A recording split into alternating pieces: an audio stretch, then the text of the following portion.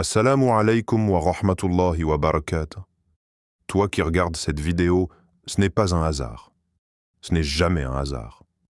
Peut-être que tu es tombé sur ce contenu sans y penser. Peut-être que tu as cliqué machinalement, par curiosité. Mais ce que tu vas entendre maintenant pourrait bien changer ta vision du monde et de l'invisible. Aujourd'hui, nous allons parler d'un sujet aussi sensible que réel. La sorcellerie, le sihr, en islam. Pas les contes de grand-mère, pas les films hollywoodiens, pas les amulettes de pacotille ou les mystiques de réseaux sociaux, mais la véritable sorcellerie, celle dont Allah nous parle dans son livre. Et ils apprennent ce qui leur nuit et ne leur est pas profitable. Sourate Al-Baqarah, verset 102. Ce verset est clair, direct. Il ne laisse aucune place au doute. Le sihr existe. Il fait partie de cet univers que beaucoup refusent de regarder en face. Il est là, tapi dans l'ombre, souvent là où on ne l'attend pas. Et pourtant, combien d'entre nous vivent des choses étranges sans jamais soupçonner l'origine? Des cauchemars constants, des blocages inexplicables, une fatigue anormale, persistante, des conflits soudains entre époux, une foi qui s'éteint peu à peu, sans raison apparente. Et si ce n'était pas juste psychologique? Et si derrière certains de ces mots se cachait une attaque occulte? Mais ne panique pas. Ce n'est pas une vidéo destinée à faire peur. Ce n'est pas du sensationnalisme. C'est un rappel véridique, basé sur le Coran et la Sunna. Et surtout, c'est un appel à la lucidité et à la foi. Car Allah, dans sa justice, n'a jamais révélé une maladie sans lui offrir un remède. Et oui, la sorcellerie a ses remèdes. Ils ne sont ni dans la superstition, ni dans les charlatans, ni dans les soi-disant voyants. Ils sont dans la parole d'Allah, dans la sunna du prophète, dans la ruqya, dans le dhikr, les invocations, la salat et la foi inébranlable. Dans cette vidéo, nous allons donc explorer 5 signes parmi les plus fréquents qui peuvent indiquer la présence de sorcellerie. Mais surtout, et écoute bien, nous verrons comment te protéger, comment reprendre le contrôle, comment trouver refuge auprès d'Allah. Et si tu restes avec nous jusqu'à la fin, je te partagerai une invocation prophétique puissante, enseignée par le messager d'Allah lui-même pour te préserver du mal, visible et invisible. Alors installe-toi, écoute attentivement. Ce n'est pas un simple rappel, c'est une arme spirituelle. Et chaque seconde que tu passes ici est, peut-être, un pas de plus vers ta guérison, ou vers la protection d'un proche, ou vers la lumière après une longue période d'obscurité. Abonne-toi maintenant à Voix de la Sunna. Active la cloche pour ne rien rater. Laisse un like pour soutenir cette œuvre. Et surtout, partage cette vidéo avec ceux qui, comme toi, ont besoin de lumière, même s'ils ne le savent pas encore. Premier signe, les blocages inexpliqués. As-tu déjà eu cette impression étrange de faire tout ce qu'il faut, mais que rien n'avance? Tu poses des efforts. Tu te lèves tôt, tu planifies, tu pries, tu cherches, tu frappes à toutes les portes. Mais les choses se ferment, encore et encore, comme si une barrière invisible t'empêchait d'avancer. Tu cherches un emploi depuis des mois, tu passes des entretiens, tout se passe bien, et puis plus rien. Silence total. Tu veux te marier, tu rencontres des personnes, tu fais les choses dans les règles, mais chaque projet échoue au dernier moment. Tu veux lancer une affaire. Tu y crois, tu investis. Mais les pertes s'enchaînent, les portes se ferment, le découragement t'envahit. Et toujours cette question en fond, pourquoi? Il ne s'agit pas ici de tout attribuer à l'invisible. Parfois, les échecs font partie du test ou des décrets d'Allah. Mais parfois, ces blocages répétés, anormaux, quasi surnaturels, peuvent être le signe de sorcellerie de blocage, Sir at-Tatil. Le prophète nous a mis en garde contre ce type de sorcellerie qui agit comme un frein aux bienfaits et aux ouvertures, un sabotage occulte destiné à ralentir, voire paralyser une personne dans sa vie personnelle, professionnelle ou spirituelle. Et les victimes se sentent souvent vidées, confuses et incomprises.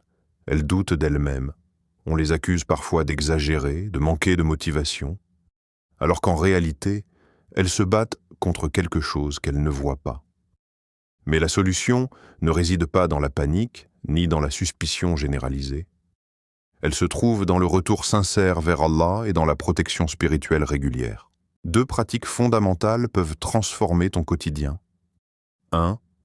Réciter Ayat al-Kursi, sourate 2, verset 255, chaque jour, après chaque prière et avant de dormir.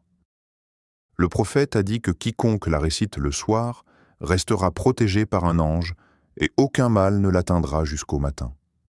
Cette parole divine est un bouclier contre les forces occultes. 2. Effectuer Salat al-Hajja, la prière du besoin, 2 unités de prière suivies d'une invocation sincère.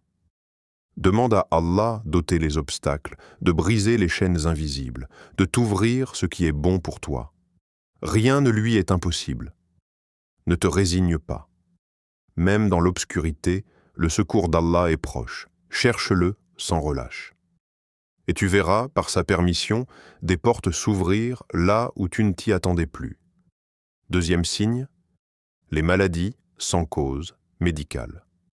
Tu as vu plusieurs médecins, analyses, radios, prises de sang. Ils te disent que tout va bien, mais toi, tu sens que rien ne va. Ton corps t'épuise, tu ressens des douleurs persistantes, comme des pics, des tensions, des brûlures, mais personne ne trouve ce que c'est. Tu dors mal. Tu te réveilles en pleine nuit sans raison, parfois en sueur, parfois le cœur qui bat vite. Tu te lèves le matin plus fatigué qu'en te couchant. Tu es tout le temps vidé, comme si ta propre énergie t'avait quitté. Et tu commences à douter de toi-même. Mais si ton corps allait bien et que ton âme était atteinte, il existe des souffrances réelles, physiques, mais invisibles aux yeux de la médecine. Le prophète et les compagnons nous ont appris que la sorcellerie pouvait provoquer des douleurs corporelles, des maladies chroniques, des insomnies ou des altérations du comportement. Et cela ne relève pas de la fiction. Ce type d'épreuve est très difficile à vivre. Non seulement tu souffres, mais tu es aussi incompris, parfois moqué, parfois abandonné. On te dit que c'est dans ta tête, mais Allah sait. Et sa science dépasse celle des hommes. Il dit dans le Coran, « Nous faisons descendre du Coran ce qui est guérison et miséricorde pour les croyants. » Sourate Al-Isra, verset 82. Oui, le Coran guérit. Par sa permission, c'est une médecine du cœur, de l'âme et même du corps. Et pour les douleurs inexpliquées, la ruqya, lecture du Coran à visée curative, est une arme puissante. Voici 2 remèdes simples mais profonds que tu peux appliquer dès aujourd'hui. 1. La ruqya sur soi-même. Lis à voix audible, avec conviction, les sourates Al-Ikhlas, Al-Falaq et An-Nas plusieurs fois, en posant ta main sur la zone douloureuse ou en passant ta main sur ton corps. Ce ne sont pas des formules magiques, c'est la parole d'Allah prononcée avec foi, humilité et régularité. 2. L'eau coranisée, prends de l'eau pure, zamzam si possible, récite dessus des versets de protection, par exemple la Fatiha, Ayat al-Kursi, les 3 dernières sourates, souffle légèrement dessus, puis bois cette eau chaque matin et soir. C'est une tradition des pieux, ancrée dans la sunna, utilisée depuis des siècles. N'oublie jamais, ce que la science ne comprend pas, Allah le guérit. Cherche auprès de lui, cherche avec patience, car la lumière ne vient jamais trop tard. 3e signe. Les conflits relationnels soudains. Un jour, tout va bien, et le lendemain, tout éclate. Une parole mal interprétée, un regard qui blesse, une dispute qui n'a pas de sens. Et soudain, des années de complicité se brisent comme du verre. Tu ne reconnais plus ton mari. Ta femme te paraît distante. Un ami fidèle devient méfiant. Les liens se coupent sans raison logique. Ce type de cassure soudaine, surtout quand elle se répète sans explication rationnelle, peut être le signe d'un mal invisible, d'un sabotage spirituel. Et l'islam n'a jamais nié cette réalité. Allah nous en avertit clairement dans le Coran. Ils apprennent ce qui sème la désunion entre l'homme et son épouse. Sourate Al-Baqarah, verset 102. Ce verset parle explicitement de sorcellerie visant à détruire les liens familiaux, en particulier le mariage. Et ce qui est vrai pour le couple peut aussi se produire entre parents, frères, amis proches. L'un des buts du sihir est de semer la haine, la jalousie, les malentendus et la rupture.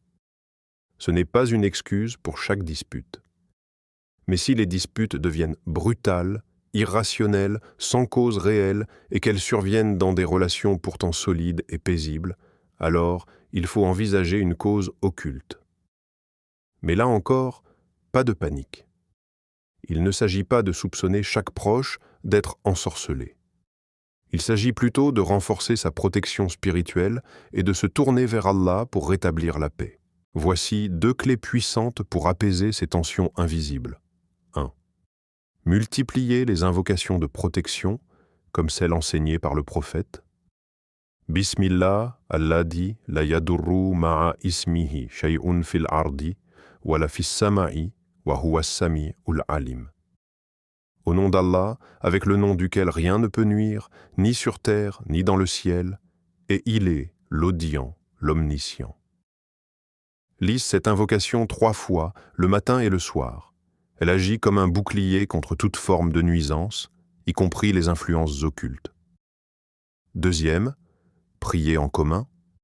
Il y a dans la prière collective une force invisible, une bénédiction qui renforce les liens. Le simple fait de se réunir pour une salat, en famille ou entre époux, permet de purifier les cœurs et de ramener l'apaisement. Même 2 rakas partagés peuvent faire reculer la discorde. Les liens sont précieux. Ne les laisse pas être brisés sans lutter. Demande à Allah la paix dans tes relations, la compréhension dans les cœurs et la lumière contre l'obscurité.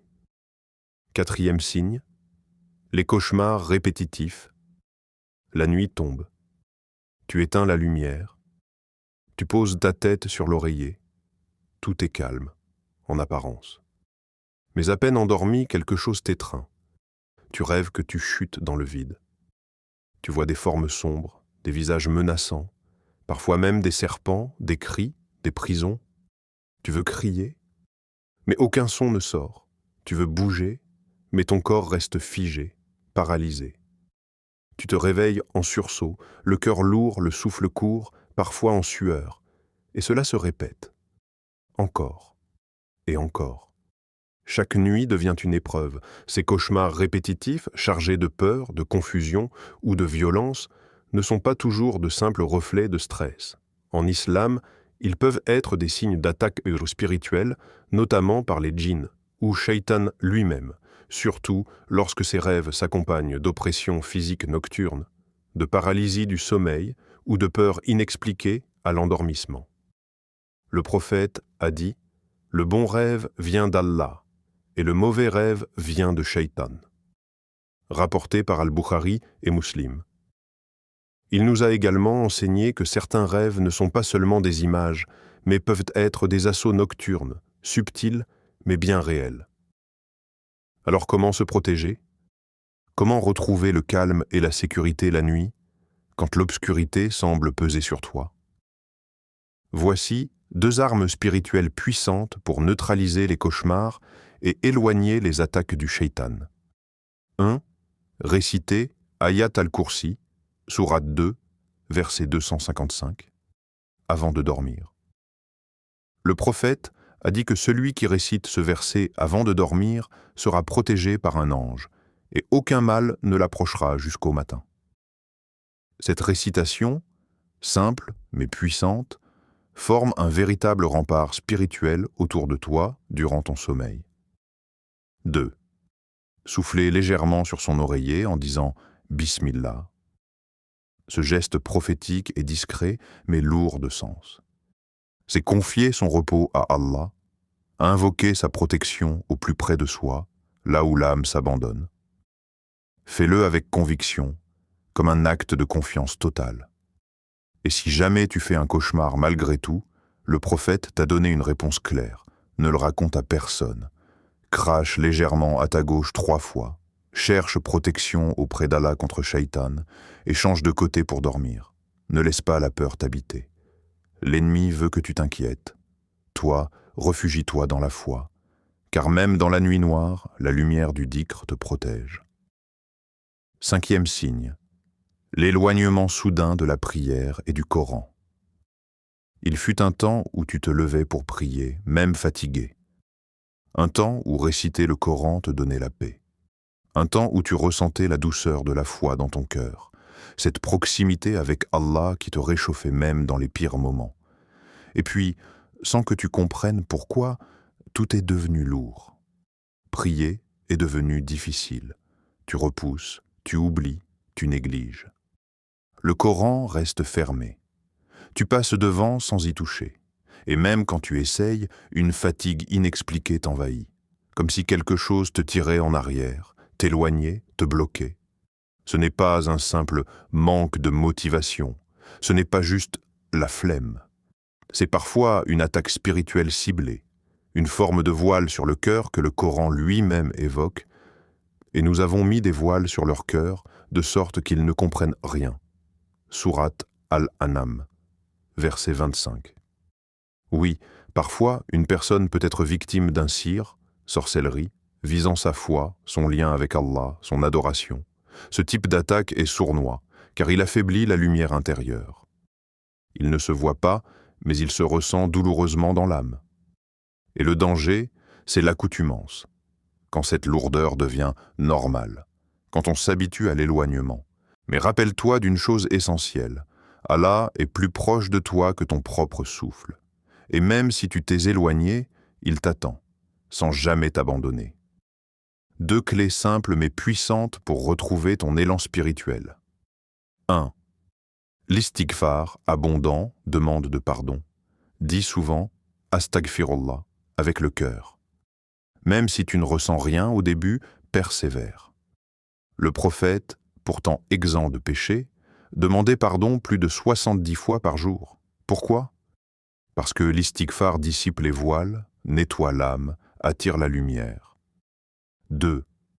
Lire au moins un verset du Coran chaque jour, sans exception. Pas besoin d'en lire beaucoup, un seul verset, mais avec constance. C'est comme une goutte d'eau sur une pierre. À force, elle la perce. Et à force, ce verset réveille ton cœur, ramène la lumière, brise les chaînes invisibles. Ne sous-estime jamais le petit pas régulier, car dans le chemin vers Allah, chaque pas sincère est récompensé, même s'il est faible. Tu n'as pas perdu la foi, tu l'as seulement enfouie sous la poussière du quotidien. Essuie doucement et laisse-la briller à nouveau. Comment se protéger au quotidien ? Face à la sorcellerie et aux maux invisibles, la meilleure défense, c'est la protection constante. Et l'islam nous a donné des outils simples, puissants, accessibles à tous. La Ruqya récite régulièrement les sourates protectrices, Al-Falaq, An-Nas, Al-Ikhlas, ainsi que Ayat al-Kursi. Fais-le chaque matin, chaque soir ou en cas de malaise. Lis à voix claire, pose ta main sur ton corps et fais confiance à la parole d'Allah. 2. Les adkars du matin et du soir, ce sont des invocations prophétiques qui forment un véritable bouclier spirituel autour de toi. Prends quelques minutes, 2 fois par jour, pour les réciter avec concentration. Elles protègent contre les djinns, la sorcellerie, le mauvais œil, et renforcent ta sérénité. 3. Évite les causes. La jalousie, l'injustice, la négligence de la prière ou de l'invocation, tout cela affaiblit ta protection. Reviens sincèrement à Allah, cultive un cœur pur et garde tes obligations religieuses vivantes. Protège ton âme comme tu protèges ton corps. La vigilance spirituelle, c'est la clé. Frères et sœurs bien-aimés, ce que vous avez entendu aujourd'hui n'est pas un simple rappel. Ce sont des clés, des réalités spirituelles trop souvent ignorées, mais qui font partie intégrante de notre foi.